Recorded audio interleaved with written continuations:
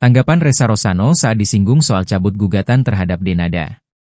Pemuda asal Banyuwangi, Ressa Rizky Rosano memberikan tanggapan saat disinggung perihal cabut gugatan terhadap penyanyi Denada. Ressa Rizky Rosano menyatakan bahwa dirinya adalah anak kandung Denada.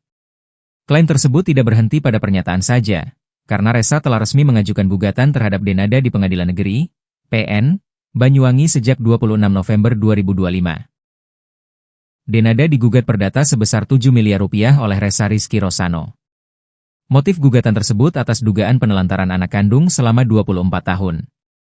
Terbaru, Denada secara terbuka mengakui Ressa sebagai anak kandungnya.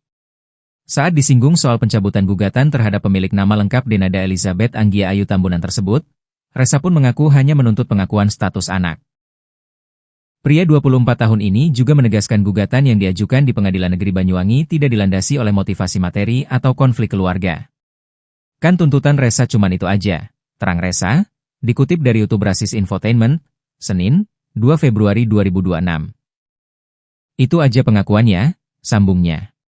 Di samping itu, Ressa menjelaskan bahwa dirinya selama ini terdaftar di kartu keluarga, KK, milik paman dari pihak Denada, bukan di bawah nama ibu kandungnya sendiri. Lebih tepatnya pamannya Mbak Dea. Aku masuk kakaknya kan. Makanya Ressa pengakuannya ingin secara tertulis agar kakaknya dipindahkan, ujarnya. Ia mengatakan satu-satunya hal yang diinginkannya hanyalah pengakuan resmi dan pencatatan administratif sebagai anak kandung pelantun lagu Gotaki tersebut. Maunya Ressa sih cuman Ressa dimasukkan ke kakaknya itu aja, tambahnya.